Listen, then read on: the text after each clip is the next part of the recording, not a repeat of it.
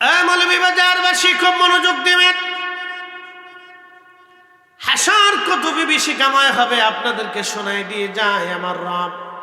ওই যারা দুনিয়াতে অর্থবিত্ত সম্পদ অবৈধ পন্থায় যারা রুটি রুজি করে গেল, একটা কথা মনোযোগ দিয়ে কথা শুনবেন। আল্লাহর সিদ্ধান্তের বাহিরে একটা ভাতের দানা আপনি বেশি খেতে পারবেন না। কি কথা কন না কেন? বিশ্বাস আছে না নাই? তাহলে যারা সুদ করে, ঘুষ করে, আকাম করে, ওয়াকাম করে, অন্যায়ভাবে সম্পদ রুটি রুজি করে, তারা আল্লাহর সিদ্ধান্তের বাহিরে খেতে পারে না, খেতে পারে না, খেতে পারে না। আমার এক ক্লাসমেট ছিল, তার আপন মামা কাস্টম অফিসার তৎকালীন সময়ে। তখন আমি আলেমে পড়ি, আজকের কথা না, প্রায় পাকিস্তান আমলের কথা। তো খুব বড় শক্তি। তো আমরা দুইজনে একদিন বসে বসে গল্প করতে করতে দুস্থ, এই আমি মামার বাসায় ঢাকা গেছি, তো মামা দুনিয়ার কামের বেডি দিয়ে সুন্দর করে দুনিয়ার খাবার রান্না করছে, নানান পদ। তো টেবিলে বসে আমি ভাগ্নে আলেম মাদ্রাসায় পড়ি, তো মামা খুব আদর করে খাওয়াচ্ছে। তো মামা আমি খাচ্ছি আর মামা কান্দে। মামা কান্দেন কেন? কান্দতেছি, ভাগ্নে রে তুই কেমনে কেমনে খাস আর আমি চাই চাই দিই। মামা আপনি খান না কে? মানে ডাক্তার নিষেধ করছে, এটা সমস্যা, এটা সমস্যা, ডায়াবেটিস, হার্ট প্রেশার, এই সমস্যা, এটা খাওয়া যেত না, খালি কচু শাক খাইতে। দুস্থ হাসের পায়। আমি মামার কইলাম, মামা টেবিলের নিচ দিয়ে কত ঘুষ টুস নিয়ে ঢাকায় 4-5টা 8টা 10টা বাড়ি বানাইছেন, এত কিছু করলেন, আল্লাহ আপনারে খাইতে দিল না।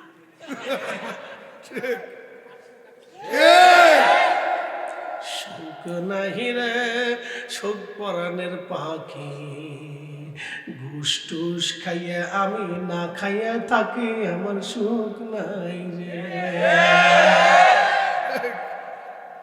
আল্লাহ সুখ দিছে না। এই জন্য যারা মানুষের হক নষ্ট করে তাদেরকে আল্লাহ সুখ দেয় না। একটা কথা বলে রাখবেন, যারা মানুষের চোখের ঘুম কেড়ে না তাদেরকে আল্লাহ সুখ দেয় না, তাদের রাতের ঘুম নষ্ট হয়ে যায়, পরে শেষে তারা বোতল সার মুড়ি দেয়। বোতল সারে চিনছেন নি আপনারা? দুই একটা টান টান দিয়ে ফুলারে বিয়ে ভালো আছে, ফুলারে বিয়ে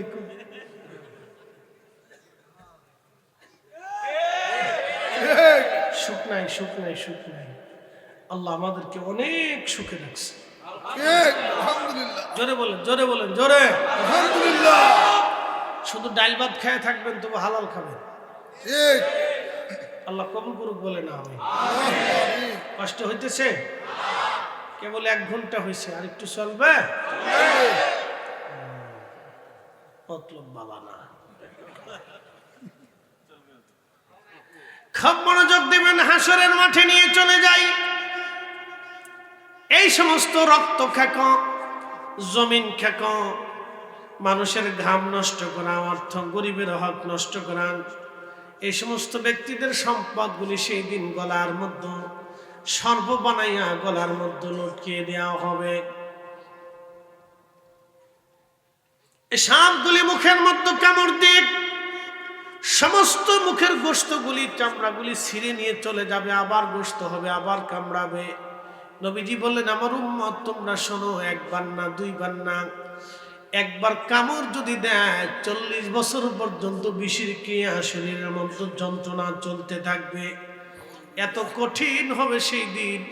আল্লাহর নবী ডাক দিয়ে বলেন, উম্মত রে, সেই দিন জিন জাতির হিসাব হবে, ফেরেশতাদের হিসাব হবে। বুঝতে পারতেছেন, ফেরেশতার 1টা 2টা ফেরেশতা না, কোটি কোটি বিলিয়ন ট্রিলিয়ন কোটি কোটি কোটি কোটি, কত কোটি হবে আমাদের জানা শোনার বাইরে। আপনার কম্পিউটার ল্যাপটপে যদি আপনি কোটির হিসাব ধরেন তো কোটির সংখ্যা শেষ হয়ে যাবে, কিন্তু ফেরেশতার সংখ্যা শেষ হবে না, ঠিক কি না? এই সব ফেরেশতাদের হিসাব আল্লাহ নেবেন। তাহলে বুঝেন হাসরের মাঠ কত বড় হবে, কত দিন টাইম হবে। আল্লাহ নবী বলেন ফেরেশতাদের হিসাব হবে, জিন জাতির হিসাব টানবে, মানব জাতির হিসাব টানবে, গরু ছাগলের হিসাব হবে।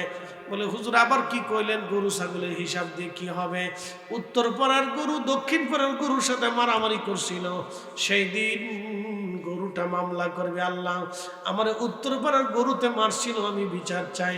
আল্লাহ বলবে তোমার যেমনে গুতাইছিল তুমি আমনে গুতাও, তুমি ওইভাবে মারো। একবার জোরে কান আল্লাহু আকবার। কুত্তা আসে না কুত্তা? এই আপনাদের এলাকার নাম হলো দারো না? দারো। তো দারকের ওই পাশে ধরেন কুসুমবাগ, ওই আশেপাশের ওই শহরের দেখবেন এই এলাকার কুত্তার এক গ্রুপ আছে, ওই এলাকার কুত্তার আর এক গ্রুপ আছে, গ্রুপের আবার লিডারও আছে। ঠিক আছে না ভাই?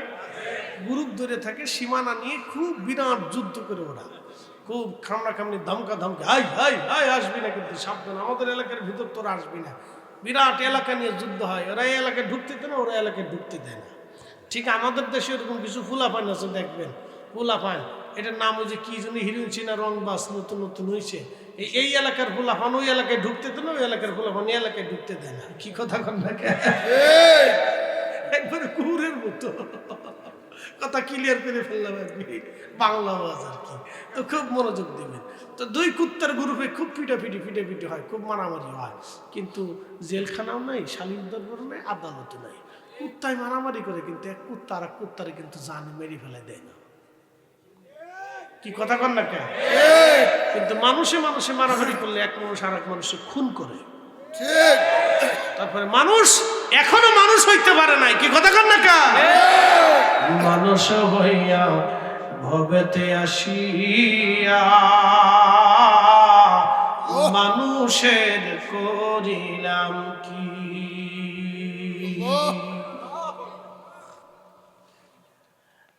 কুসুমবাগবাসী খুব মনোযোগ দিয়ে কথাগুলি শুনবেন। কুত্তায় বিচার দিবি আরাম, আমার সে মারছিল বলে তোমারে যেমনে কামড়াইছে আজকে তুমি ওইভাবে কামড়াও, সেইভাবে কামড়ানো হবে। আমার রব সেই দিন বিচার শুরু করবে।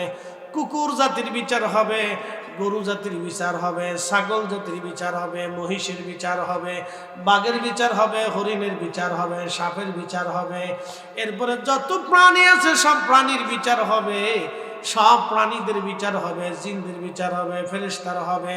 মানব জাতির হওয়ার পরে ওই যে যারা দুনিয়াতে গরিব মানুষের রক্ত খেকো যারা ছিল, সেই দিন ওই যে সাপে কামড়াইতে থাকবে, কামড়াইতে কামড়াইতে কোটি কোটি বছর পার হয়ে যাবে। ততদিনে বাটাম চালানে ওর জান শেষ। আমাদের ফরিদপুরের ভাষায় কয় বাটাম চালান, ততদিনে বাটাম চালান দিয়ে ওর জান শেষ করে ফেলবে।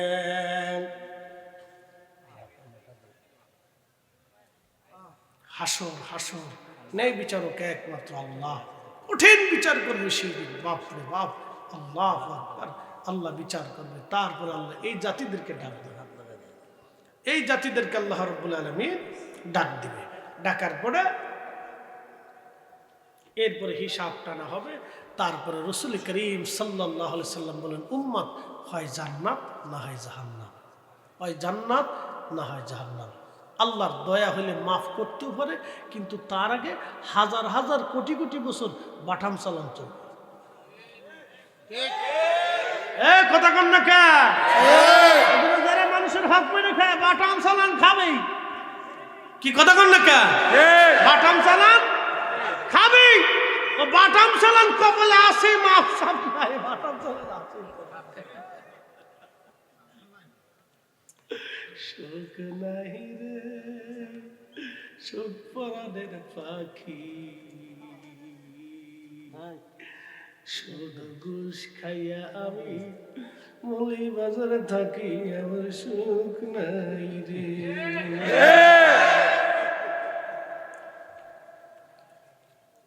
সুখ নাই। একটা কথা আজকে মনে করাই দিই বন্ধু, আপনাদেরকে রাত্র বেশি বিধায় একটু মোহাব্বতের রসিকতার ভিতরে নিয়ে আসছি, যাতে সচেতন থাকে। কিন্তু এই কথা তো রসিকতার কথা না, কথা হৃদয়ের কথা।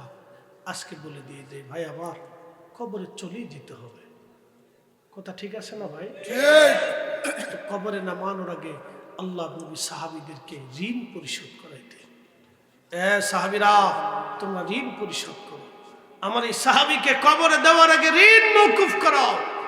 কে কে ঋণ পাবে নবীজি ডেকে ডেকে তার ঋণগুলি পরিশোধ করাইতে। আর আপনি যদি আজকে মরে যান তো মরে যাওয়ার পরে বউ কাঁদবে, ও জরিনার বাপ তুমি থাকলে আমার আর কোনো চিন্তা ছিল না রে জরিনার বাপ, আমার কি হবে, আমার হবে কি, আরে আমার কি হইল, আমার কি হবে রে, কাঁদতেছে খালি কান্দে, ওনার কি হবে? রহিমের বাপ যে ঋণ করে থুয়ে গেছে, ঋণ মাফ করানোর কোনো দান্দা নাই, খালি ওনার কি হবে এই চিন্তা। কি কথা কন না কা? দুনিয়াতে যদি এটা হয় তা হাসরে কি হবে? বুঝে যাওয়াটা দরকার। ছেলে কানবে, আব্বা তুমি থাকলে আমার আর কোনো চিন্তা ছিল না, আব্বা তুমি চলে গেলা, আমার পরীক্ষার ফি আছে, এটা আছে সেটা আছে, বিদেশ যাবো, কেমনি টাকা পয়সা করতে হবে আব্বা, ওরে আব্বা রে তুমি থাকলে আমার কি হবে আব্বা। ফুলা হাতার নিজের চিন্তায় কান্দে, কিন্তু বাবার ঋণ মওকুফ করে না। এই জন্য বলে দিয়ে যাই, জমি বিক্রি করে হলেও ঋণ পরিশোধ করে দিয়ে তারপরে কবর যাবে। ঠিক। নিজের বাসা নিচে বাসা নাকি? আপনার ছেলের রিজিক আপনার হাতে না, আপনার ছেলের রিজিক আল্লাহর হাতে, আপনার মেয়ের রিজিক আল্লাহর হাতে, আপনার স্ত্রীর রিজিক আল্লাহর হাতে। আপনি মরে যাওয়ার পরেই তারা বাজার করবে, তারা ব্যবসা করবে, তারা রুজি করবে, তারা খাবে, তিন বেলায় খাবে, তিন বেলায় খাবে, আপনি মরার পরেও তারা খাবে। কি কথা কন না কেন? কে খাওয়াবে? কে খাওয়াবে? আমি দুনিয়াতে আসার পরে আমার রব আমার জন্য রিজিক বরাদ্দ করে পাঠিয়েছে। কি কথা কন না কেন? একটা কুকুর ছানা পৃথিবীতে আসার আগে আল্লাহ তার রিজিক বরাদ্দ করেছে।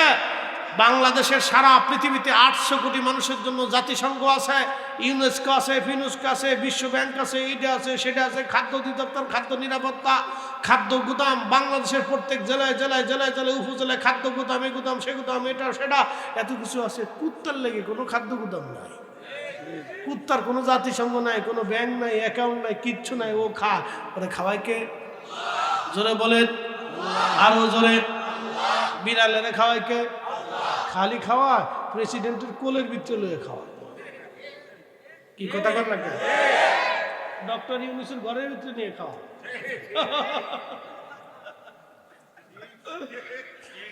আল্লাহ তুই খাবি তো ডক্টর ইউনূসের ঘরের ভিতরে দিয়ে খা, জো বাইডেনের ঘরের ভিতরে খা, মিস্টার পুতিনের কাছে বসে বসে খা। একসাথে পেলেন আল্লাহু আকবার। কে খাওয়া? কে খাওয়া? তা আল্লাহ এত কিছু খাওয়াইতে পারে, আপনারা পারে না? তো এত কিছু বললে তো সুদ খান কে, ঘুষ খান কে, অন্যের টাকা মেরে খান কে? বাজারে দোকানদারের কাছ থেকে বাকি আনছেন আর দোকানদারের সামনে যায় না, 6 বছরও সামনে যায় না। কি কথা কর না কেন? মুসলমান দিবার চাই দিলাম না এক জমান চোরে কি আর ধর্মের কাহিনী শুনে গিরিল কাইটিয়ে তারপরে ওই কি কয় আপনার আলমারি 3 তালা কাইটে তারপরে চোরে মসজিদের থেকে চুরি করছে। কি চোরের চোর?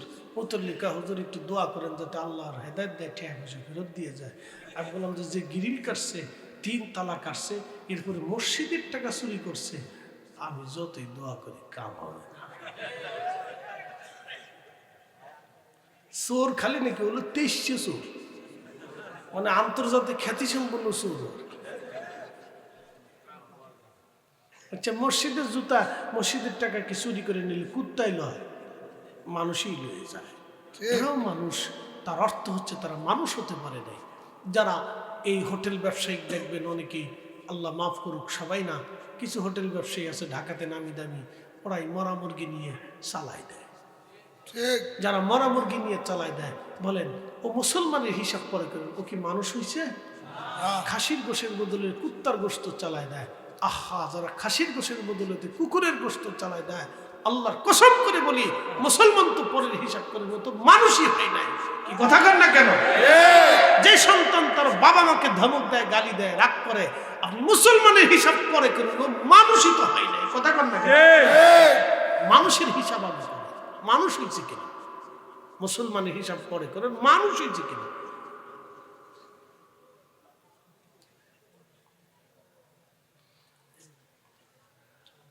উপস্থিতি কুসুমবাগবাসী, মৌলভীবাজারবাসী, মনোযোগ দিয়ে কথাগুলি শুনবেন।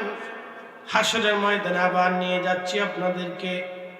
কত কঠিন হবে হাসরের ময়দান। হাক নবীজি বললেন আমার উম্মতরে হাসরের ময়দান কত কঠিন হবে। হাসরের ময়দানে হাউজে কাউসারের পানির তৃষ্ণা মানুষগুলি জিব্বা কুকুরের জিব্বার মতো ঝুলতে থাকবে। সারা বিরাট বড় হাসরের ময়দানে হাউজে কাউসার ছাড়া আর কোনো পানি থাকবে না গো। নবীজি বলেন উম্মত, মাথার উপরে সূর্য থাকবে অতি নিকটে। বর্তমানে বাংলাদেশের মাথার উপরে যেই সূর্যটা দেখেন, এটা 200 কোটি ডিগ্রি সেলসিয়াস তাপমাত্রা। 200 কোটি ডিগ্রি সেলসিয়াস, 200 কোটি ডিগ্রি সেলসিয়াস। কিয়ামতের ময়দানে সূর্যটার উত্তাপ আরো 70 গুণে বর্ধিত হবে। তাহলে 200 কোটিকে 70 গুণ দিয়ে আপনি হিসাব করে দেখবেন কত লক্ষ কোটি ডিগ্রি সেলসিয়াস তাপমাত্রা হবে। এই তাপমাত্রা সূর্যটা হাসরের ময়দানে তাপ বিকিরণ করবে। নবী বলেন উম্মতরে হাসরের ময়দানে এত বিভীষিকাময় হবে, মানুষ এবং পশু জাতির ঘামগুলি বের হয়ে জমিনে ছড়িয়ে যাবে। হাসর ময়দানে কারো থুতনি, কারো বুক পর্যন্ত ঘামে ডুবে যাবে। আহা, মানুষ পাগলের মতো হয়ে যাবে, পাগলের মতো প্রণাম মুক্তি থাকবে। আহা, মানুষ মরবেও না, বাঁচবেও না, মরবেও না, বাঁচবেও না। এত কঠিন বিভীষিকা সেই দিন চলতে থাকবে। নবীজি বললেন উম্মতরে কয়েক শ্রেণীর বান্দা সেই দিন আরশে আল্লাহর নিচে জায়গা হয়ে যাবে। 1 নাম্বার, দুনিয়াতে যারা ন্যায় বিচার করত, হাসরের ময়দানে তাদের আরশে আল্লাহর নিচে জায়গা হয়ে যাবে। 2 নাম্বার, মসজিদ থেকে বের হয়ে যাদের হৃদয়টা মসজিদের সাথে ঝুলিয়ে রাখতো, একবার নামাজ শেষ করে আবার মসজিদে যাওয়ার জন্য যারা পাগল পারা হয়ে থাকতো, হাসরের ময়দানে আরশে আল্লাহর নিচে তাদের জায়গা হয়ে যাবে।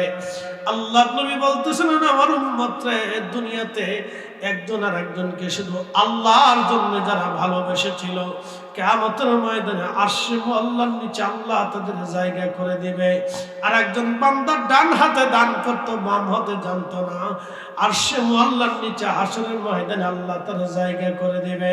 আর একজন যুবক সুন্দরী নারী থেকে জেনার জন্য আহ্বান করেছিল, সে জেনা না করে আল্লাহর ভয়ে উঠে চলে এসেছিল, এই যুবকরা হাসরের ময়দানে আল্লাহ আরশে আল্লাহর নিচে জায়গা বরাদ্দ করে দেবে। একবার জোরে বলা যাবে কি মারহাবা।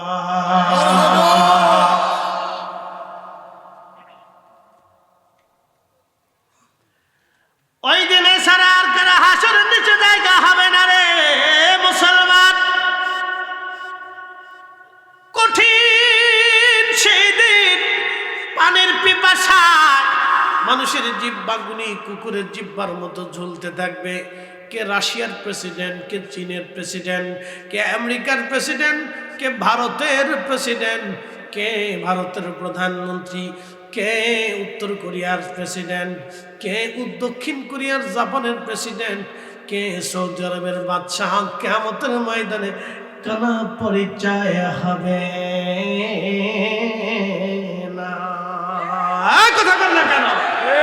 সব সমান হয়ে যাবে, সব ল্যাংটা ল্যাংটা ল্যাংটা, কাপড় শীত থাকবে, শুধুমাত্র আমার রসুলকে পোশাক পরিহিত থাকা হবে। একসাথে বলেন আল্লাহু আকবার। সর্বোচ্চ সম্মানের আসনে নবীকে আসীন করা হবে সেই দিন। উত্তম মুকুট পরিহিত করে রাজা ধীরাজের মতো আল্লাহ সাজি গুছিয়ে তার রসুলকে বসিয়ে রাখবে মহা সম্মানে। আসা আইয়াবাসাকা মাকাম মাহমুদা, সেই নবীর ইজ্জতের চাদর ধরে যারা টানবে, আমরা তাদেরকে 1 সেকেন্ডের জন্য মানব না, জীবন থাকতে মানব না। কথা বলে ঠিক ঠিক।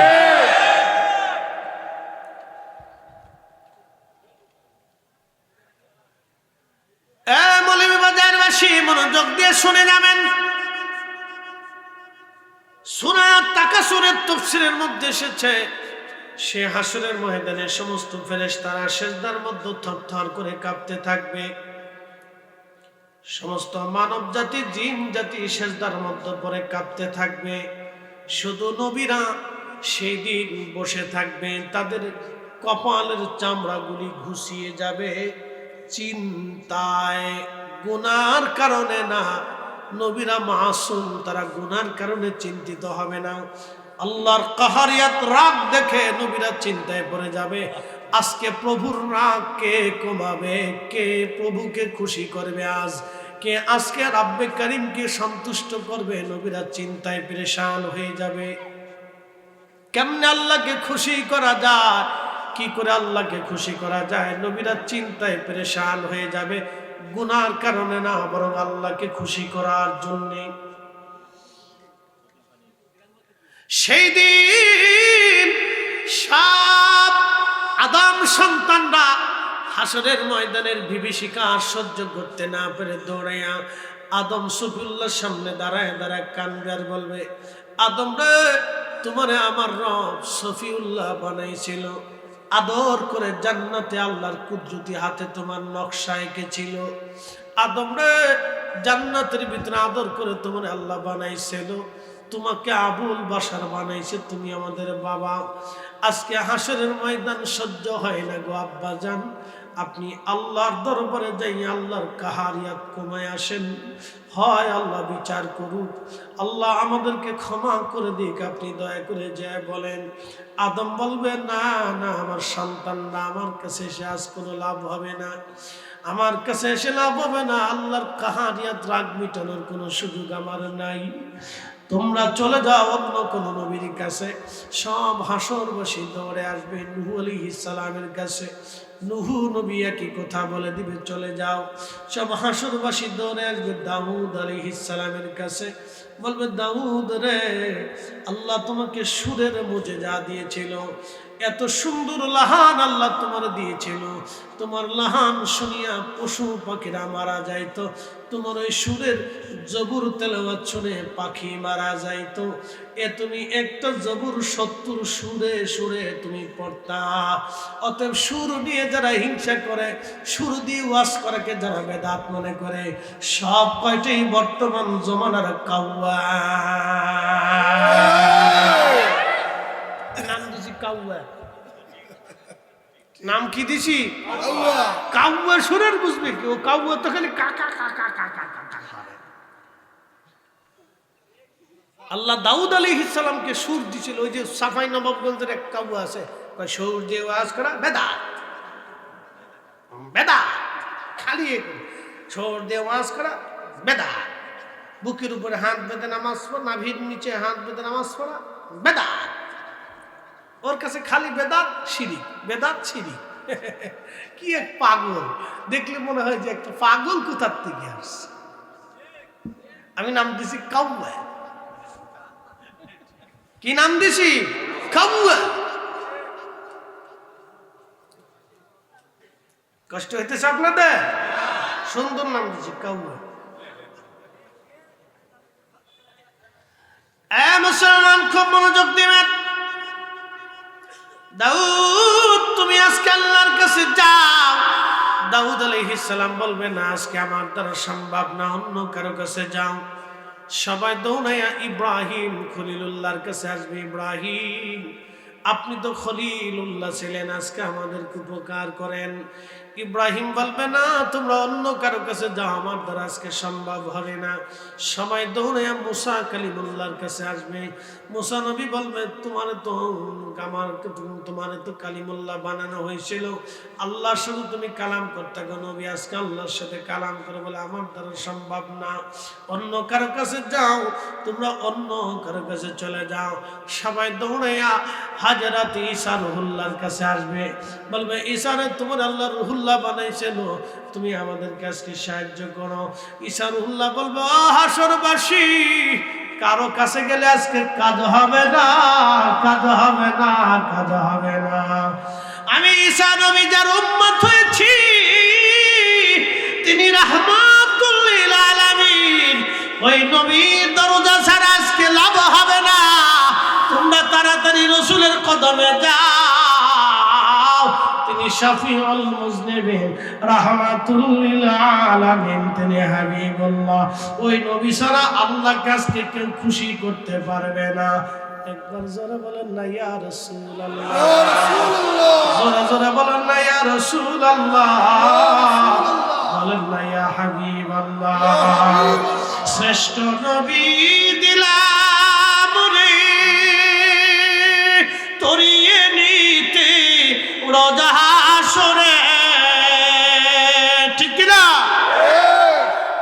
শ্রেষ্ঠ নবী দিলাম রে তরিয়ে নিতে রোজা হাসরে, পথ না ভুলি তাই তো দিলে পাক কোরআনের বাণী, খুদা তোমার মেহেরবানি। সুন্দর ফুল সুন্দর ফল মিঠা নদীর পানি, খোদা তোমার মেহেরবানি। হাসারবাসী দৌড়াইয়া দৌড়াইয়া আমার নবীজির সামনে দাঁড়ায় দাঁড়ায় হাসরবাসী কাঁদতে থাকবে। উম্মতের কান্না দেখে আমার রাসূল আর সহ্য করতে পারবে না, ডাক দেয়া বল, উম্মত রে তোমরা দাঁড়াও, আমি আসতেছি। আল্লাহর নবী একটা দৌড় দিয়ে আরশে মুআল্লার সামনে আল্লাহর কুদরতি কদমের সামনে সিজদায় পড়ে কাঁদতে থাকবে। ইয়া রব হাবলি উম্মতি, ইয়া রব হাবলি উম্মতি।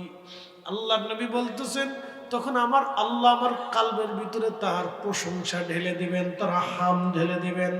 আমি আল্লাহর প্রশংসা করতে থাকবো, উত্তম শব্দ দিয়ে আল্লাহর গুণগান করতে থাকবো। আল্লাহর গুণগান করার পরে আমার রব আমার আল্লাহ রাজি হয়ে যাবে, খুশি হয়ে যাবে, নরম হয়ে যাবে। আমার আল্লাহ ডাক দিবে, বন্ধু মাথা উঠাও, আজকে সেজদায় পড়ে তুমি কি জন্য কাঁদো?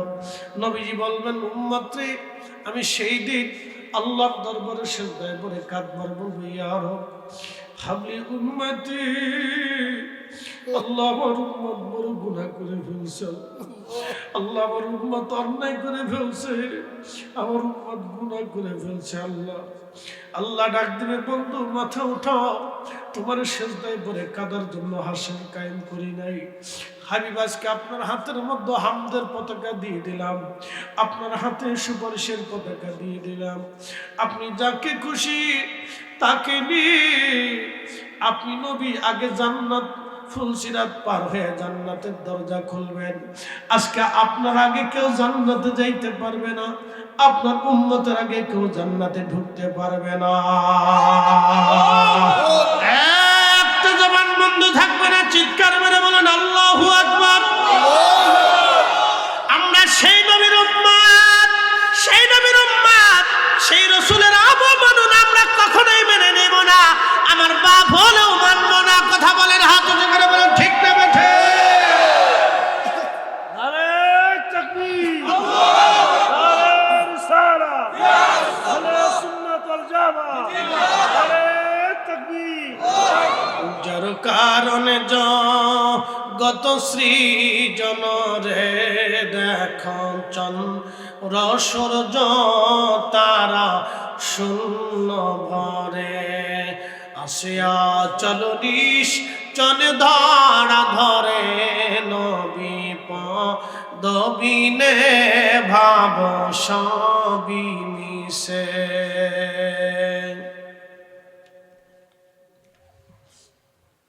আল্লাহ ডাক দেবে, বন্ধু উঠেন, আপনি যাকে খুশি তাকে নিয়ে জান্নাতে চলে যান। আমি ওয়াদা করেছিলাম, ওয়ালা সাউফা ইউতিকা রাব্বুকা ফাতারদা।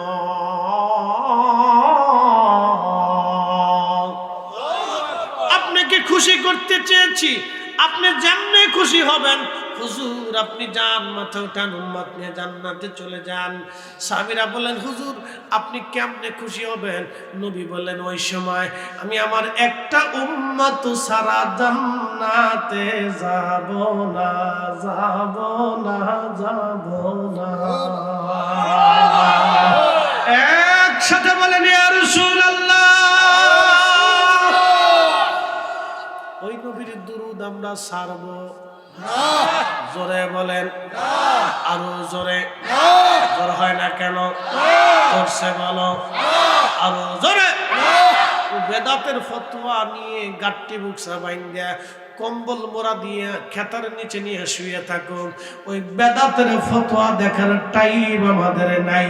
আমরা ঘরে ঘরে নবীর দুরূদ সালাম চালু করার জন্য মিলাদ মাহফিল কোরআন খতম চালু রাখতেই হবে। হাত উঁচা করে বলেন, হাত উঁচা করে বলেন, দু হাত উঁচা করে বলেন, ঠিক না বেঠে?